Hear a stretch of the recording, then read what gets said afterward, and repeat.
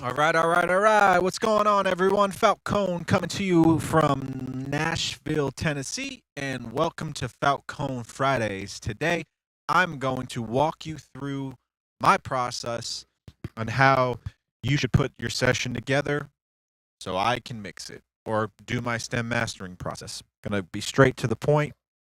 I'm going to walk you through my Ableton session, how to set that up.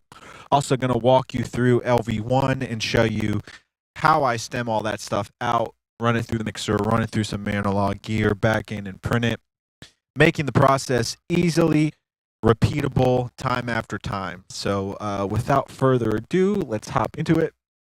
So we're going to hop over to Ableton Live, and I'm just going to start building this from scratch, okay? So first I'm going to do it with no audio, so I'm just going to walk you through the process, and then if we have time there, I'll put stems in there and everything. But here you go. First, what we want to do is we want to make sure to go to our preferences here. And I'm working at 48K right now because that's how I do all the video stuff has to be at 48K. But you want to be at 96K because when you record things, especially if you're going to be recording analog instruments or anything with a microphone, try to record at 96K if your computer can handle it. Now you can move it down after you record something, and that's what's beautiful about Ableton. It does the real-time sample rate conversion down here, so you can put it back to 48, getting more processor speed back and headroom on your CPU. But when you record, make it 96K for sure. And then you're going to want to go also into this record, warp, and launch. Make sure your file type is WAV and your bit depth is 32-bit. Now everyone says 24 bit's fine, but 32-bit allows you a lot more headroom in the digital domain, and if you actually clip something or go over 0 while recording, you're able to gain it back down without any distortion when you use 32-bit. So another secret of the pros using 32-bit to get their mixes hotter and gaining it back down. There's just something about driving input level, which we'll go through in this process. And I'll show you how we do it. So let me get back to Ableton here. All right, so first, let's say you have a guitar trio, right? There's 3 guitar players. Let's just use that as an example. So usually you'll be recording multiple microphones and things like that. So let's go ahead and make a new track, a couple new tracks by hitting Command T. Right, so now we have 3 audio tracks, right? So I want to put those in a group. So I'm going to select them all, hit Command G, and that's going to put them in a group. And I'm going to rename that and call it Guitar 1. And then I'm just going to go ahead and right click and duplicate that, call it Guitar 2. And then duplicate it again and call it Guitar 3. All right, so now we have 23, 3. All right, so now we have 3 guitar groups with 3 tracks each. Let's make this one red by right-clicking, selecting red, and right-clicking assign track color to groups, so all tracks get the same color. Right-click, we can make this one blue. Same process here, and let's make this one yellow, and then assign. So cool. So now we have 3 groups. And then corresponding tracks underneath them, right? So I'm just going to get rid of these mini tracks. So now we got 3 groups, right?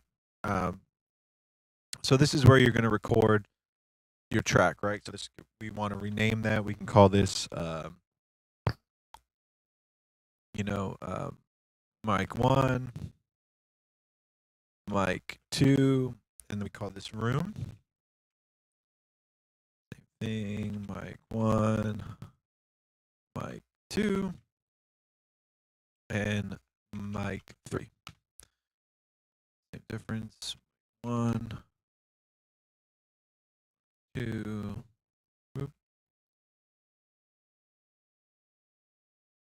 and mic 3. All right. So there's your 3 tracks right there. Now let's go to our effects sections down here, our return page. If we hit R, we got our reverbs here as well. Reverb and delay. So make sure, you know, these can be whatever you want, rename them, but we're just going to use these two as an example right now. So basically, this is how I would go through and organize all my sessions, right? So if we did it with more stems, like you can see here, I got a bunch of stems from this track recently I've done, right? So I would see I got all the bass here, so I would bring them in. In Ableton, if you hold Command down, you can make all separate tracks here. So you go like that, beautiful. Those are at 96K 32-bit, wonderful. So these are all going to be our basses, right? So in this example here, we have distortion, we have a couple subs, and then we got this bridge bass here, which we don't want to start there. We want to unwarp it and then have it start at 0. And then we can warp it again. So that lines up the bridge. Sometimes when you import your tracks like that, like I think this one did it too. Yep. It kind of automatically changes your start point for some reason. Go through all that and adjust this, just unwarp it, drag the start marker back to 0. And I'll show you another shortcut to this too. Back here, unwarp it, move it back to 0, warp it. And if you have that issue, if you're having that issue too, you can go over here to preferences, record and warp, and then you can put auto warp long samples. You can take that off, and then next time you do that, it will not import the warp functionality. You'll just put the tracks in how they are. So, all right. So now you see I got a different kinds of bass. So I'd want to kind of put all these together in their own group. So anything that's a sub, I'm going to make that a group, right? So we're going to name that sub. And then all the rest of the stuff here is going to go in his own group and call this one just bass, right? Because bass is different than sub. Sub is anything that's like a sine wave below 100 hertz. Bass is more anything above 100, you know, bass guitar or something with more of a low mid sound to it versus just a sub. So I like to keep those separated. I like to make my sub purple because I think in colors and I hear in colors. So we can make this a different shade of kind of blue, but maybe we'll make it this kind of purplish, reddish color there. So there you go. Now you have your subs and your bass. So I can take the drums here, put the drums in here like so. Now you see nothing got warped again. So now when we do our drums, we're going to want things according to their instrument type, right? Oop. So I like to have the kick separate, right? So heartbeat's like a kick kind of instrument. Here is another kick. Here's another kick. And then snare. So we got kick ISO. We got this kick here. So it's kind of what we got working on these kicks. So we can go this Command G and group those together and call that kick. Right? We'll make the kick red. I like to make the kick red. There you go. Sign the track. Boom. And then we got your tops, cymbals, and things like that. I usually put those together so we can also get our snares together here. Group those together. Command G, call that snare. Okay, let's keep it blue. Why not? Looks good. Cymbals. I'm going to put this epic percussion down there. And then I'm going to put my tops and my cymbals together. Call this tops. And then I'm going to put my snare above. Oop, not my tops. My snare there. And then I'm going to put all these kind of looped percussion with toms and call this perk. Okay. So, and then this is just an example of kind of how I like to group my stuff together. So like if you're sending me a mix and you know, just get it roughly close. I like to have the kicks isolated, of course, so I can, you know, EQ and get the kick sitting right. Tops are like, you know, hi-hats, cymbals, shakers, percussion stuff that's like, you know, kind of just lives up in the higher frequencies. They can all be grouped together. Cymbals, things like that. Snares, claps, things like that that are going to be you want a control level of that you don't want to necessarily have in the tops. Put those in their own group. And perk can be random drum loops and, you know, toms. In this case, they got those big epic drums in this track, so, you know, group those accordingly. So then I'll have a kick, a top, a snare, and a perk group for this song. And then what I want to do is I want to group all of those into a drum group. So we basically have all those other groups that contain the tracks of that specific instrument, like the kick, top, snare, etc., in a drum group. Same thing for bass, right? So we want to go ahead and group the bass and call this bass/sub, because this will be basically our master group, right? And I'll show you why, because that's how we're going to do the summing. So underneath these main groups, again, you got your subgroups of your different tracks and instruments. All right, so now what else we got? We have effects, right? So we'll go ahead and put those effects there. That's anything like filter sweeps or white noise or sub drops and things like that. That gets their own groups. We'll call that effects. Then we'll go guitar, because there's some guitars here, so we'll group those, call those guitars. All right, let's make these green and then assign the color there. And we'll make these, what color do we want to make? Let's make them brown. And assign that color there. All right, so now we have an orchestra, pads, and piano. This is where, you know, I kind of group them together and I just call them instruments. Anything that is kind of melodic and has its own, you know, like pads and piano and orchestra, that kind of has the same timbre. You know, guitars are, you know, their own world, right? So if you had acoustic guitars, again, I might put another, you know, electric guitars and acoustic guitars as two separate groups. But because these instruments are similar in timbre, I'm going to go ahead and group those and rename those. Just call those instruments. If I could spell right, but it doesn't matter. I'm not taking the time to go back to do that. All right, so now we got our instruments, and then we got our vocals.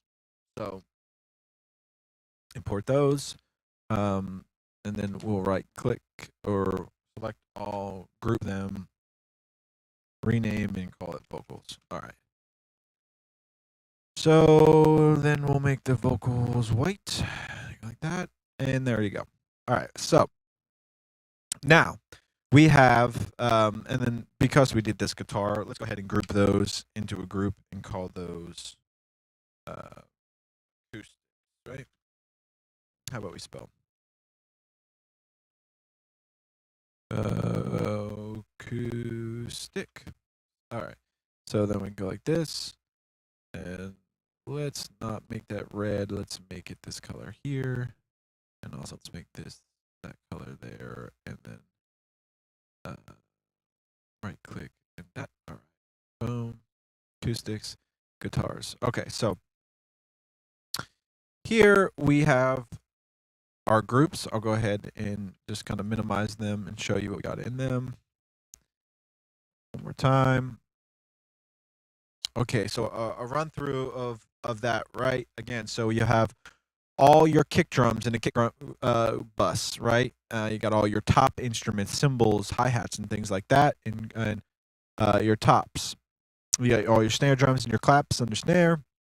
Perk is anything else like percussion loops, toms, things like that. All those get grouped into one big group called drums.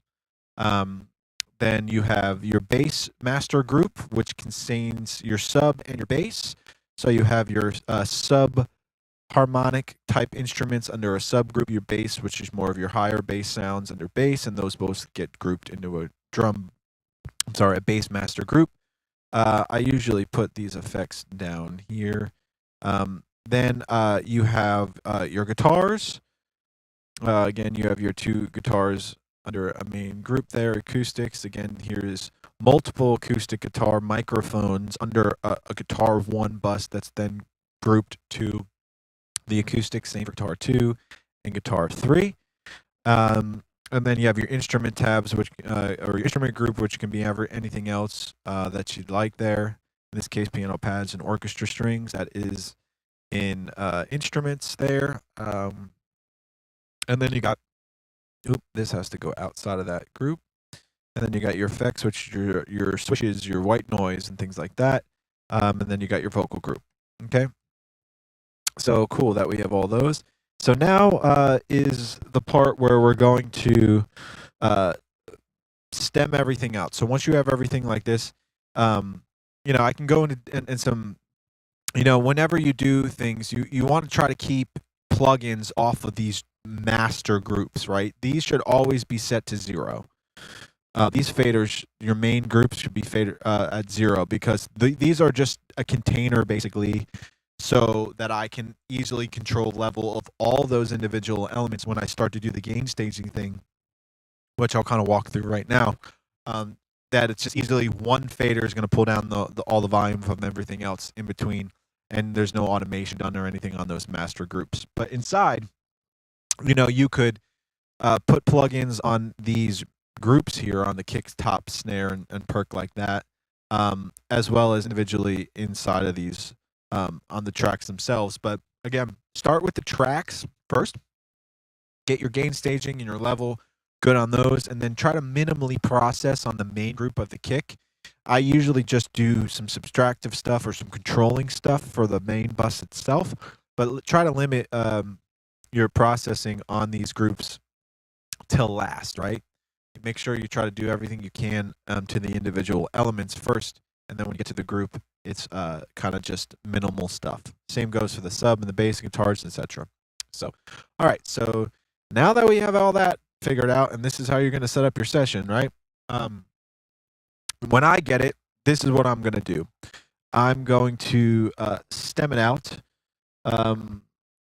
to this mixer over here, LV1, right? So, right. Let me go over to my page here. All right, so this is a session for me to record with. So I'm going to create a new page here and walk you through the process from scratch because I didn't make a session to do that. So how fun is that? All right, cool. So this is LV1.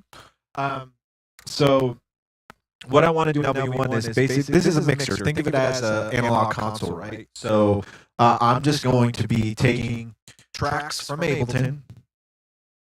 Tracks from Ableton here. I'm going to break them out into the groups that we just made, and then I'm going to send them over here to LV1 to be further processed in the analog domain. All right. So if we hop back to Ableton real quick. So first, I want to go to this right of the name of the group here. You see master. That's usually meant because it's going out this master bus here, but we don't want to do that anymore. We want it to go out external output 1 and 2. Now, since I have my audio interfaces wave sound grid, 32 channels in and out I get, so those are both my input and output device. So basically I'm saying, okay, I'm going to send the drums out to that sound grid driver 1 and 2. The bass, I'm going to send out 3 and 4. The guitars, I'm going to send out 5 and 6. The acoustics, I'm going to send out 7 and 8. Then instruments are going to be 9 and 10. The effects are going to be 11 and 12. Vocals are going to be 13 and 14. And then these reverbs and effects, anything that you have inside Ableton itself, those are going to be 15 and 16. So we get 16 channels out of Ableton into LV1. So if I hop back over to LV1, you'll see now here, I'll have start to put those into the mixer here. All right. So Up at the top on the channel, you'll see that's the input. So we want to select the computer at this. It still has a weird computer name, but it's all good. Desktop N3EKBDP is the one we need. So we're going to say 1 and 2 from that machine, 1 and 2, corresponding with 32 inputs and outputs that we have from Ableton.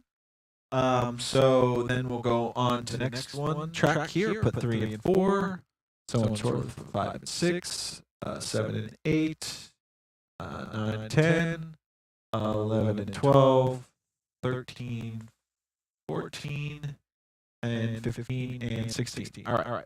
So we have all those tracks. I'm going to take these groups off right now because I was using this for something else, and that's not what we're going to be doing here. Okay, take those off real quick. And then, so thinking of it this way, so if I hit play over here, let's see, we'll get some stuff level going here, and if we zoom over to where we get some drums, stay right here. So you can see we got all these channels going here, and if I soloed the drums, you can see just the drums are going to 1 and 2. I soloed the bass, just going to 3 and 4. The guitars 5 and 6, etc. Okay, so Larry, you go on that, and then we want to now take that out to my analog summing bus that's sitting behind me here.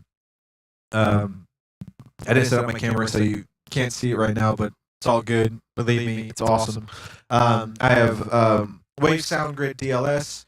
I can probably show you over here, though. Yeah, so, and then would this be able to...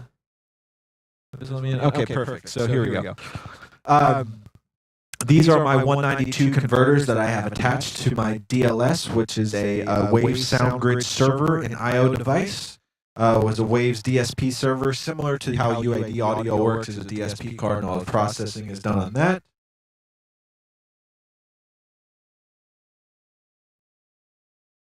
Sorry about that.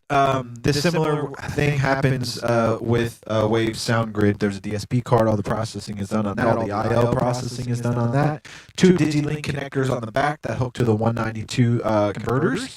So I have 3 192 converters, or 2 192s and a 96 I/O. So I have the first one here.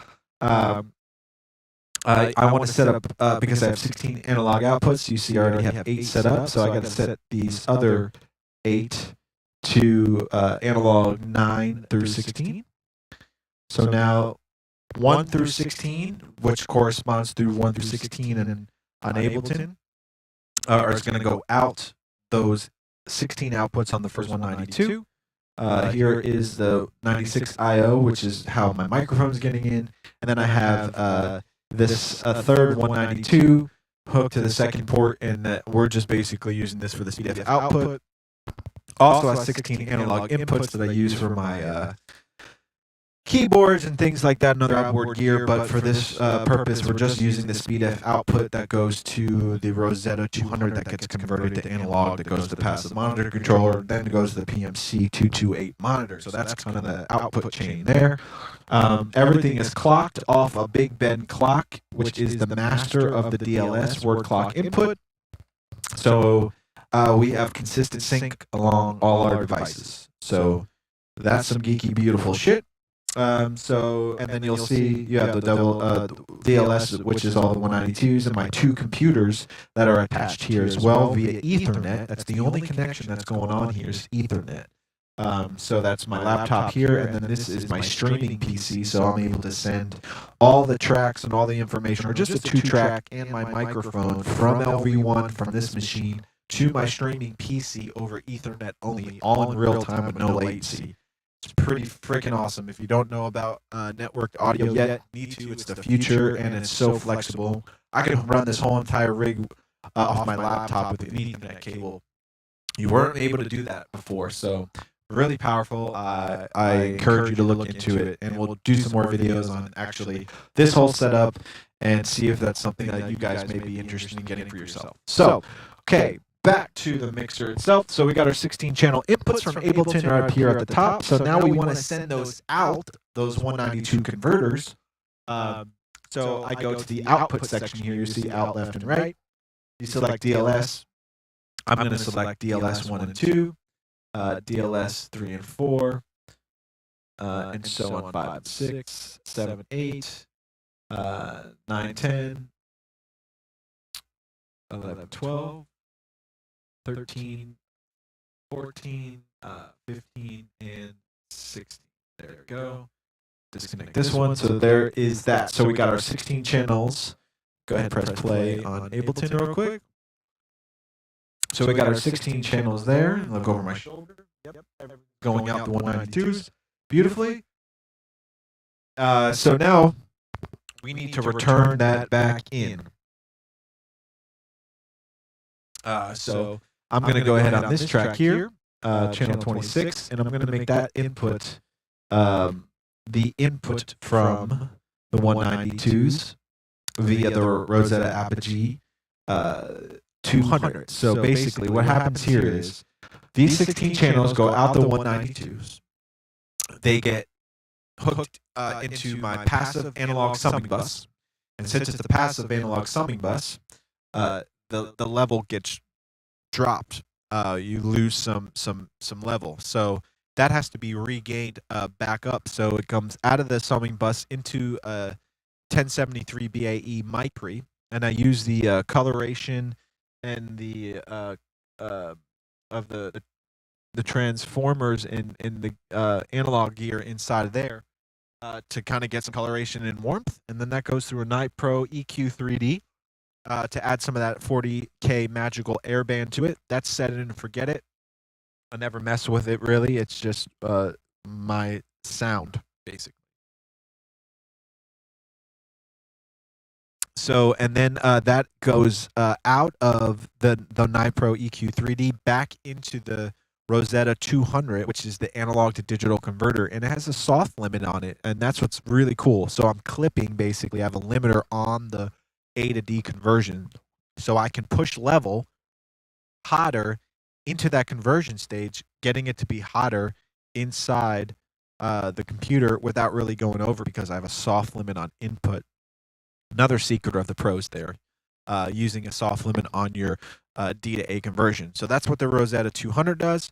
And then that goes back in SpeedIF from the Rosetta 200 into inputs 1 and 2 here on the 192.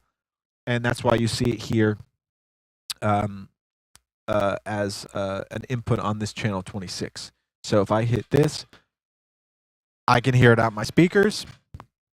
And if I send it to the stream, which if I go back to custom here, page 2, we're sending the stream to 3 and 4. So I can say, okay, that should be matrix 3 here. And if I go back to my masters page here and go to input, it automatically turned it up. So I go like this, play. We should have some stuff going to the stream right now. So that is what you're hearing is the return of the print. If I go to B-Mix 1 and I hear it, and it's poppy and cracky. And I thought I fixed that problem. And this is probably poppy and cracky the whole time, man. That really sucks. So this whole thing was probably a waste. That's amazing. That's amazing. So let me take a second and go over here and look what's going on.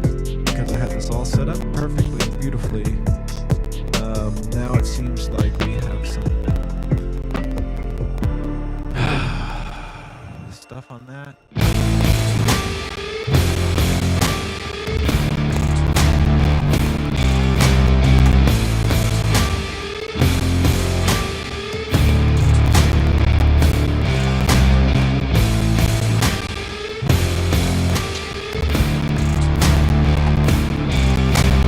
Well, I'm gonna probably have to do that all over again.